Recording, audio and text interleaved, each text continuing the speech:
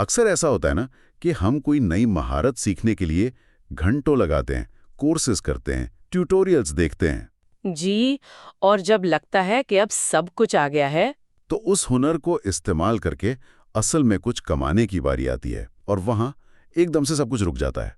बिल्कुल, ऐसा लगता है जैसे सीखने और कमाने के बीच में एक बहुत बड़ी दीवार है। आज हम इसी दीवार को गिराने की कोशिश करेंगे और इसके लिए हमने ज़हीर अहमद मीर की किताब कोचिंग वेबसाइट डेवलपमेंट का एक बहुत ही दिलचस्प बाब मुंतखब किया है।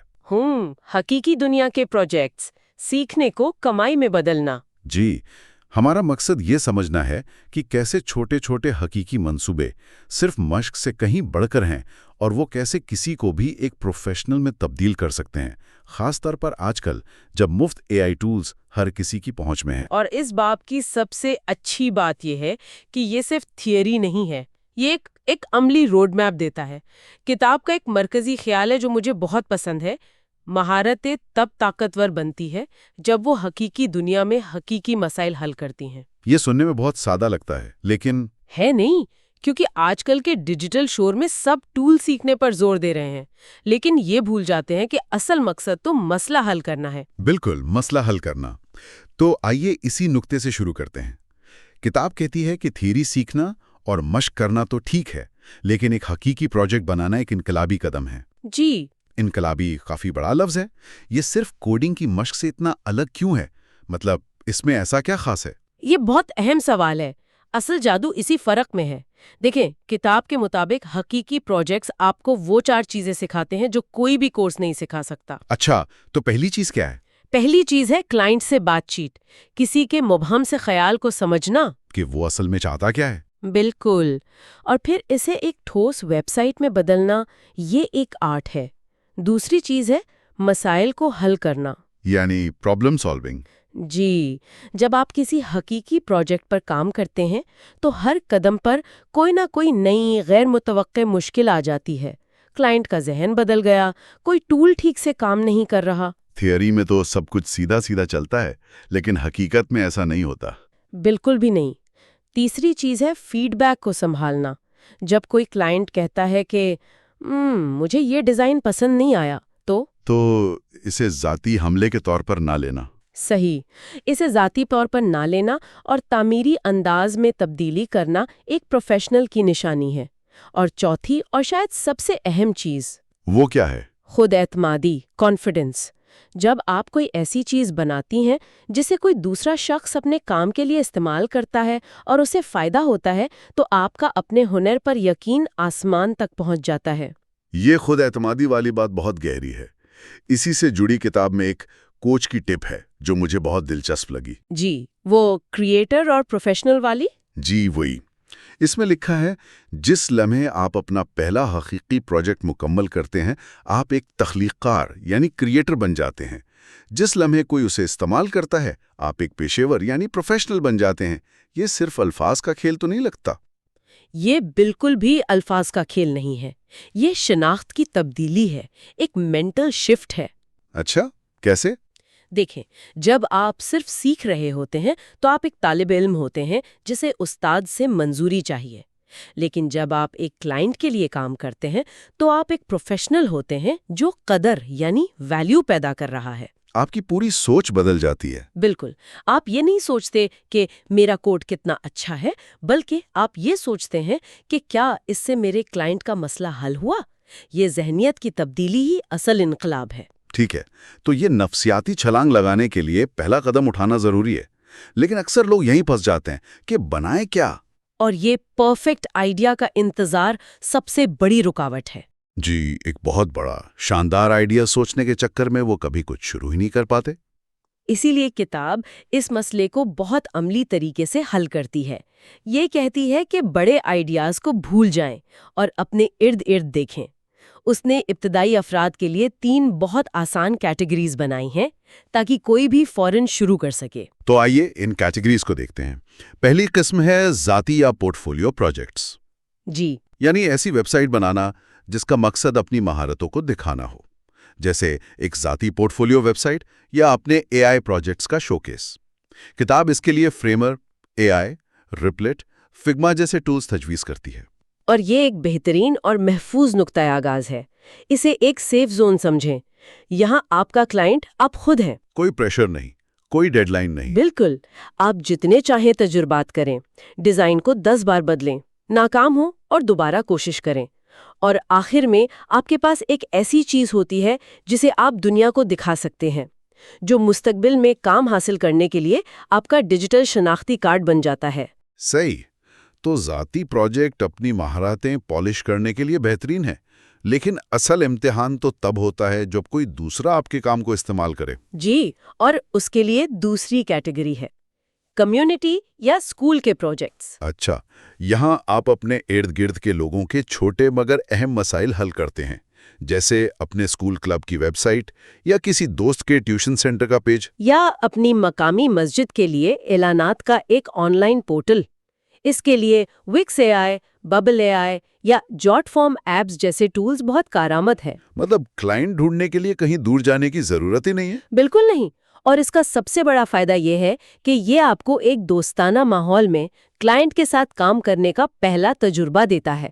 یہاں کلائنٹ آپ کا پڑوسی یا دوست ہے جو آپ کو سیکھنے کی گنجائش دیتا ہے. وہ سمجھتا ہے کہ آپ ابھی سیکھ رہے ہیں. جی، تو وہ زیادہ سخت نہیں ہوتا. یہ حقیقی کاروباری دنیا میں قدم رکھنے سے پہلے ایک بہترین ٹریننگ گراؤنڈ ہے. اور پھر وہ مرحلہ آتا ہے جہاں مہارت اور پیسہ ملتے ہیں. تیسری کیٹیگری، چھوٹے کاروباری پروجیکٹس. یہ وہ مقام ہے جہاں سے حقیقی آمدنی شروع ہوتی ہے. کتاب میں مثالیں بھی بہت عام فہم ہیں. کسی ہوم بیکر کے لیے ویب سائٹ، ایک موبائل میکینک کے لیے سروس پیج یا کسی پراپرٹی ڈیلر کے لیے شو کیس. اس کے لیے ورڈ پریس کے ساتھ اے آئی، سافٹ ویئر اور کینوا ویب سائٹس جیسے ٹولز کا ذکر ہے. یہ وہ مقام ہے جہاں آپ کا ہنر براہ راست مارکیٹ کی قدر سے جڑ جاتا ہے، اور یہاں کتاب کا دوسرا کوچ کا مشورہ بہت اہم ہے. وہ کیا ہے؟ وہ کہتا ہے ایک سادہ ویب سائٹ ایک حقیقی مسئلے کو حل کر سکتی ہے. ایک حل شدہ مسئلہ ایک موقع بن جاتا ہے. اس میں سادہ لفظ پر غور کرنا بہت ضروری ہے. یہ بات دلچسپ ہے کہ سادہ ویب سائٹ پر اتنا زور ہے. اکثر نئے لوگ یہ سوچ کر ہی گھبرا جاتے ہیں کہ انہیں کوئی بہت پیچیدہ ای کامرس ویب سائٹ بنانی پڑے گی پیسے کمانے کے لیے. بالکل، اور یہ ایک بہت بڑی غلط فہمی ہے. قدر پیچیدگی میں نہیں، مسئلہ حل کرنے میں ہے. ایک ہوم بیکری چلانے والی خاتون کو فینسی اینیمیشنز نہیں چاہیے. اسے بس ایک طریقہ چاہیے جس سے لوگ اس کے کیک دیکھ سکیں اور آرڈر کر سکیں. بالکل، ایک سادہ سا لینڈنگ پیج یہ کام بخوبی کر سکتا ہے. جب آپ اس کا یہ مسئلہ حل کرتے ہیں تو آپ اس کے لیے حقیقی قدر پیدا کرتے ہیں، اور جب آپ قدر پیدا کرتے ہیں تو آپ معاوضے کے حقدار بن جاتے ہیں. تھیوری تو بہت ہو گئی، اب دیکھتے ہیں کہ یہ چیزیں حقیقت میں کیسی دکھتی ہیں. کتاب میں کچھ پاکستانی کہانیاں جو واقعی آنکھیں کھول دیتی ہیں. جی ہاں، اور یہ کہانیاں اس لیے بھی اہم ہیں کہ یہ ہمارے اپنے ماحول سے ہیں جن سے ہم سب تعلق محسوس کر سکتے ہیں. پہلی کہانی ہے کراچی کے ایک 15 سالہ لڑکے علی کی. 15 سال؟ جی 15 سال. اس عمر میں علی نے فریمر اے آئی کا استعمال کرتے ہوئے صرف 2 دنوں میں اپنے محلے کے ایک درجی کے لیے ویب سائٹ بنا ڈالی. اور اس کے نتائج اس سے بھی زیادہ حیران کن ہیں. علی نے اس کام کے 12,000 روپے کمائے، جو ایک 15 سالہ بچے کے لیے بہت بڑی رقم ہے. بہت بڑی. لیکن کہانی یہاں ختم نہیں ہوتی. اس ویب سائٹ کی وجہ سے اس درزی کو ایک مہینے میں 27 نئے گاہک ملے. 27 نئے گاہک؟ یہ تو زبردست ROI ہے، یعنی سرمایہ کاری پر منافع. بہترین مثال ہے. درزی نے 12,000 لگائے اور اس کے بدلے میں اسے لاکھوں کا نیا کاروبار ملا. اس سے دونوں کی جیت ہوئی. علی کو پیسے اور وہ خود اعتمادی ملی جو انمول ہے، اور درزی کا کاروبار بڑھ گیا. یہ بہت متاثر کن ہے، لیکن میرے ذہن میں ایک سوال آ رہا ہے. کیا اس درزی کو ویب سائٹ کی ضرورت کا احساس تھا یا علی کو اسے قائل کرنا پڑا؟ یہ پہلا کلائنٹ حاصل کرنا اکثر سب سے مشکل کام ہوتا ہے. یہ ایک بہترین نقطہ ہے. کتاب اس کی تفصیل نہیں بتاتی، لیکن اس کا عمومی مشورہ یہ ہے کہ آپ لوگوں کو ویب سائٹ نہ بیچیں، آپ انہیں حل بیچیں. اچھا.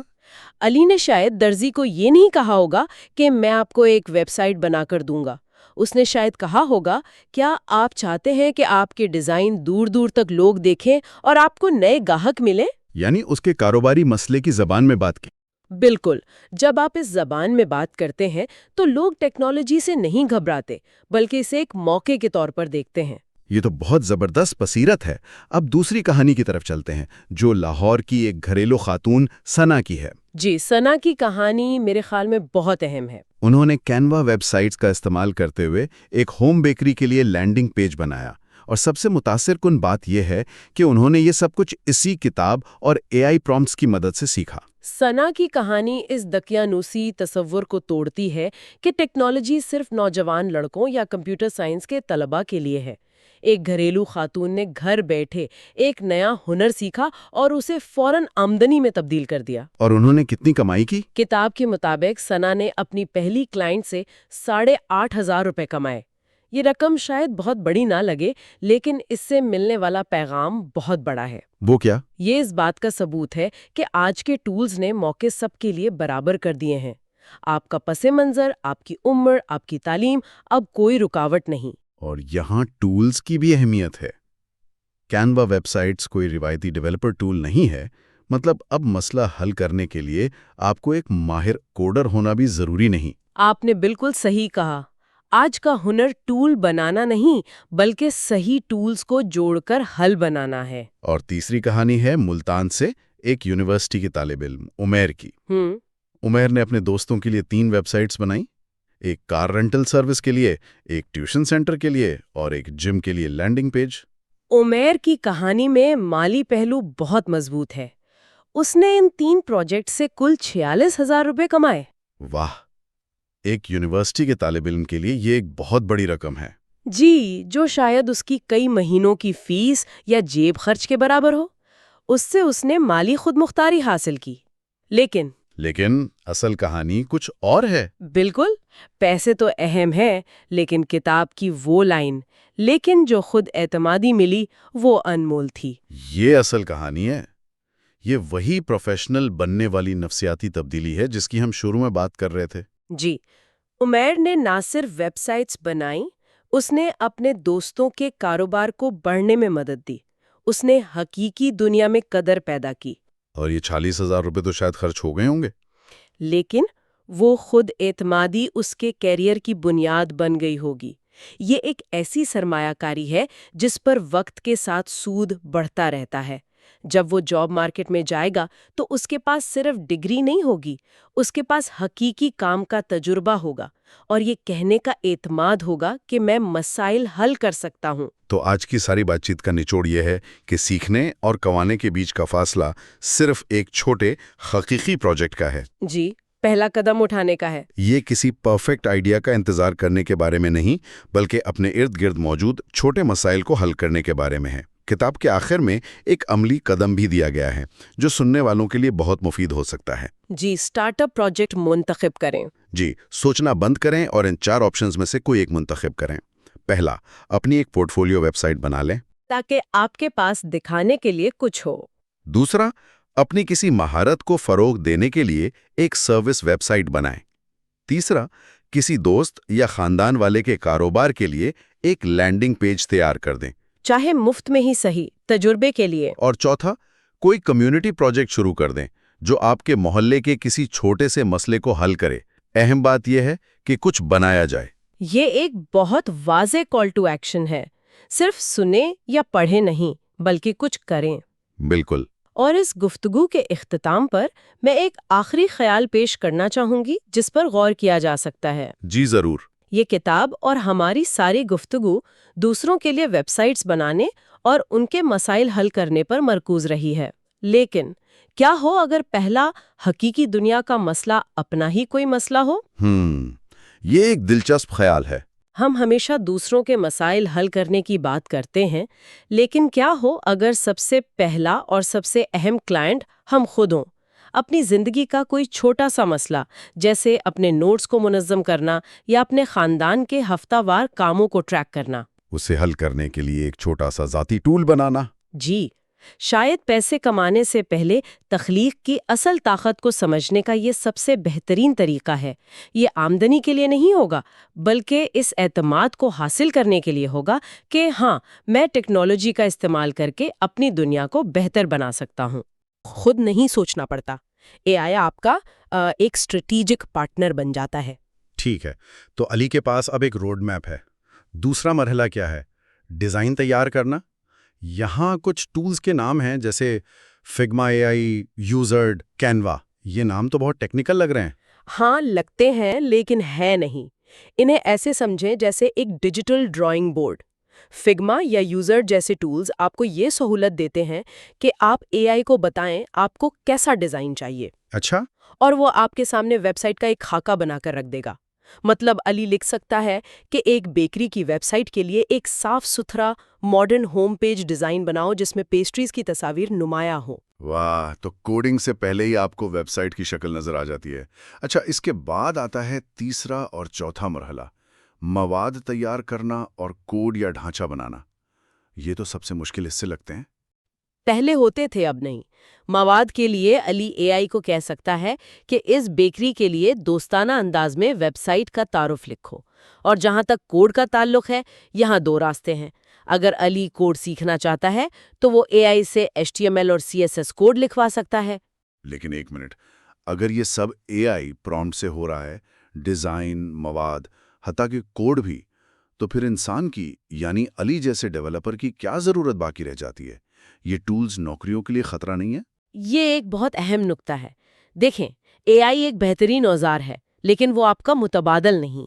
علی کا کام صرف پرومپٹ لکھنا نہیں بلکہ کلائنٹ کی ضرورت کو سمجھنا، AI سے صحیح کام نکلوانا اور پھر ان تمام بکھرے ہوئے ٹکڑوں کو جوڑ کر ایک مکمل پروڈکٹ بنانا ہے. اچھا. AI آپ کو لکڑی کاٹ کر دے سکتا ہے لیکن کرسی تو بڑھائی کوئی بنانی پڑتی ہے نا. صحیح. اور وہ دوسرا راستہ کیا تھا اگر علی کوڈنگ نہیں کرنا چاہتا؟ وہ راستہ اور بھی آسان ہے اور اسے کہتے ہیں نو کوڈ پلیٹ فارمز. کتاب میں سافٹر، ببل AI اور فریمر AI جیسے ٹولز کا ذکر ہے. انہیں ایسے سمجھیں جیسے آپ لیگو بلاک سے کچھ بنا رہے ہوں. Lego blocks? جی، آپ کو بلاک بنانا نہیں سیکھنا، بس بنے بنائے بلاکس کو جوڑ کر اپنی مرضی کی چیز تیار کرنی ہے. یہ تیز ہے، آسان ہے، لیکن آپ صرف وہی بنا سکتے ہیں جس کی اجازت وہ بلاکس دیں. یعنی کوڈنگ والے راستے میں زیادہ کنٹرول ہے اور نو کوڈ میں زیادہ آسانی اور رفتار. یہ تو واقعی ہر کسی کے لیے دروازے کھول دیتا ہے.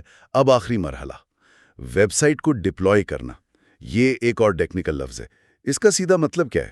اس کا بہت سادہ مطلب ہے، علی نے جو ویب سائٹ اپنے کمپیوٹر پر بنائی ہے اسے انٹرنیٹ پر ڈالنا تاکہ کوئی بھی شخص www.alizbakery.com لکھ کر اسے دنیا میں کہیں سے بھی دیکھ سکے. اوکے. اور اس کے لیے ورسل یا نیٹلیفائی جیسے پلیٹ فارمز ہیں جو یہ کام صرف ایک کلک پر کر دیتے ہیں. مجھے یاد ہے کالج میں ہم ایک سادہ سا پیج بنانے کے لیے ہفتوں لگاتے تھے اور اسے لائیو کرنا ایک پورا الگ پروجیکٹ ہوتا تھا. اور یہاں آپ کہہ رہے ہیں کہ ایک کلک پر ویب سائٹ لائیو ہو جاتی ہے؟ یہ تو واقعی ناقابل یقین ہے. یہی تو AI کا انقلاب ہے. اس نے ویب ڈیولپمنٹ کو ایک پیچیدہ تکنیکی کام سے ایک ایسے عمل میں بدل دیا ہے جسے کوئی بھی شخص تھوڑی سی رہنمائی کے ساتھ مکمل کر سکتا ہے. ٹھیک ہے، تو ہمارا دوست علی اب ٹیکنیکلی ایک ویب سائٹ بنا سکتا ہے، لیکن اصل سوال تو یہ ہے کہ کیا کوئی اسے اس کام کے پیسے دے گا؟ یہاں سے گفتگو ایک بہت ہی دلچسپ موڑ لیتی ہے کہ کلائنٹ حقیقت میں چاہتے کیا ہیں. اور یہی وہ جگہ ہے جہاں زیادہ تر نئے ڈیولپرز غلطی کرتے ہیں. یہ بات تھوڑی عجیب لگتی ہے.